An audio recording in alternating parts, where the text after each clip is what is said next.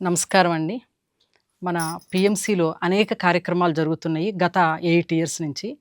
అప్పటి నుంచి నేను చూస్తూనే ఉన్నాను ఇందులో సత్యదర్శనము, ధ్యాని భవ, అలాగే గొప్ప గొప్ప మాస్టర్ నుంచి ఇంటర్వ్యూస్, అలాగే మెడికల్ సంబంధించి కూడా కొన్ని ఇంటర్వ్యూస్ జరుగుతూ ఉన్నాయి. ఇలా అనేక కార్యక్రమాలు అందరికీ కూడాను. కొన్ని సందర్భాల్లో దూరం దూరం ప్లేసెస్‌లో కూడా ధ్యానానికి సంబంధించినవి జరుగుతున్నప్పుడు అక్కడికెళ్ళి కూడా ఇంటర్వ్యూస్ తీసుకొని వాళ్ళ యొక్క అనుభవాలు, ధ్యాన అనుభవాలు, వారి జీవితంలో ధ్యానం వల్ల కలిగిన అనేకమైన మార్పులు వాటి గురించి కూడా ఇంట్రెస్ట్ తీసుకోవడం జరుగుతుంది. అలాగే మన పిఎంసి ద్వారానే ఈరోజు పిఎస్ఎస్ఎం అంత మంచిగా ఉండి ఎంతోమంది మాస్టర్స్ వాళ్ళ యొక్క అనుభవాలు బాగా తెలుస్తున్నాయి మాట. అంటే మనం ఒక పర్సన్‌ని కలవాలి అంటే మనకి అక్కడికెళ్ళి కలవడం అనేది చాలా కష్టం. పిఎంసి ద్వారా మన వాళ్ళు ఎళ్లి ఎంతో దూరంగా ఉన్న మాస్టర్స్, గురువుల్ని ఒక్కొక్కరి దగ్గర ఇంటర్వ్యూస్ తీసుకోవడం జరుగుతుంది. అద్భుతమైన మాస్టర్స్ మాట వాళ్ళంతా కూడాను. ఆ ఇంటర్వ్యూ చూస్తున్నప్పుడు నాకు అనిపిస్తూ ఉండేది ఏమనంటే, నేను కూడా ఎళ్లి ఒక్కసారి మాట్లాడితే ఎలా ఉంటుందో ఆళ్ళతో, వీళ్ళకి ఎంత భాగ్యవంతులు ఎళ్లి మాట్లాడుతున్నారు అని అనుకుంటుండేదాన్ని. మన యాంకర్స్ ఎళ్లి వాళ్ళ ఇంటర్వ్యూ తీసుకుంటూ ఉంటే. అంటే వాళ్ళని చూడండి, వాళ్ళ పరిచయం అంతకుముందు వాళ్ళ గురించి అసలు తెలీదు. ఆ గురువుల గురించి. వాళ్ళు ఎంతో దూరాన ఉంటారు. వాళ్ళ గురించి పరిచయం కూడా లేదు. అలాంటి వాళ్ళ దగ్గరికి కూడా ఎళ్లి ఇంటర్వ్యూస్ తీసుకోవడం వల్ల ఏమవుతుందంటే, అంత ఎక్కడో దూరానున్న గొప్ప మాస్టర్స్ మాట వాళ్ళు. వాళ్ళ యొక్క పరిచయం అనేది తెలుస్తుంది. వాళ్ళ ద్వారా జ్ఞానం కూడా అందుతుంది.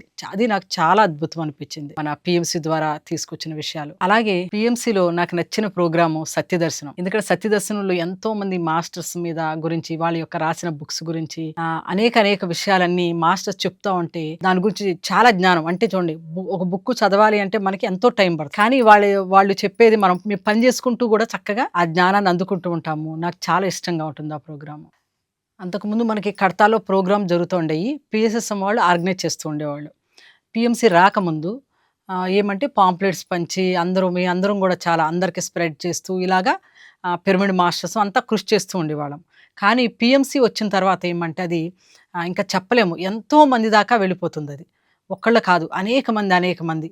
నిజానికి చెప్పాలంటే ఇది పిఎస్ఎస్ఎంకి వెన్నుముక్క లాంటిది. పిఎంసి అనేది. పిఎంసి ద్వారా ఎంతోమంది ఎక్కడో దూరంగా ఉన్న మాస్టర్సు వీరు అందించే జ్ఞానాన్ని అంతా వీళ్ళు పరిచయం చేయడం వల్ల ఏమవుతుందంటే, వాళ్ళు అలాగే ఇక్కడ ప్రోగ్రామ్స్ జరుగుతున్నాయని తెలుసుకొని ఎంతోమంది మాస్టర్స్ ఇక్కడికొచ్చి జ్ఞానాన్ని అందిస్తున్నారని, ఈ విషయాలన్నీ తెలుసుకోవడం వల్ల ఎంతోమంది ఎక్కడెక్కడి నుంచో దూరం నుంచి, విదేశాల నుంచి, వేరే రాష్ట్రాల నుంచి ఎంతోమంది రావడం జరిగింది. దీనికి కారణం ఏమంటే పిఎంసి అనే చెప్పుకోవాలి. ఏమంటే పిఎస్ఎస్ఎం అభివృద్ధికి పిఎంసి అనేది వెన్నెముక లాంటిది. ఎందుకంటే దీని పిఎంసి గురించి పత్రి సార్ కూడా మాట్లాడడం జరిగింది. ఎందుకంటే ఎక్కువ మంది జనాల్లోకి వెళ్ళాలి అంటే మనకి ఇలాంటి ఛానల్ అవసరం చాలా ఉంది. 10 మందికి పాంప్లెట్స్ వేసి ఎంతో మందికి పంచాలనుకుంటున్నాం మనం. ఎందుకంటే ధ్యానం గురించి చెప్పాలని. కానీ పిఎంసి ద్వారా కూడా మనం తెలియపరచొచ్చు కదా! ఇది కూడా మనం చక్కగా వినియోగించుకోవాలి అందరమని. ఏమంటే పిఎంసిలో నేను అనుకునేది మరణం తర్వాత జీవితం అని, లేకపోతే కొంతమంది మాస్టర్స్‌కి అనుభవాలు జరుగుతున్నాయి. అది మన కంట్రీయే కాదు, ఇతర కంట్రీలో కూడా జరిగిన వాళ్ళే ఉన్నమాట అనుభవాలయ్యాయి. నేను పిఎంసి హిందీలో చూశాను. నాకు చాలా ఇన్స్పిరేషన్ అనిపించింది. ఏమంటే అక్కడి నుంచి వాళ్ళు కాంటాక్ట్ చేసి కూడా ఇంటర్వ్యూస్ తీసుకుంటున్నారు. మన పిఎంసిలో కూడాను వాళ్ళ దగ్గర నుంచి ఇలాగా ఇంటర్వ్యూస్ అంటే మనకేమంటే ఇలా జరిగిందని మనం చెప్తున్నాము. అలా కాకుండా ఆ పర్సన్ ద్వారా మనం ఇంకా అందించాలి అనేది నేను కోరుకుంటున్నానండి ఇంటర్వ్యూస్. చాలా అద్భుతంగా ఉన్నాయి. Thank you. నాకు ఈ అవకాశం ఇచ్చినందుకు థ్యాంక్ యూ అండి.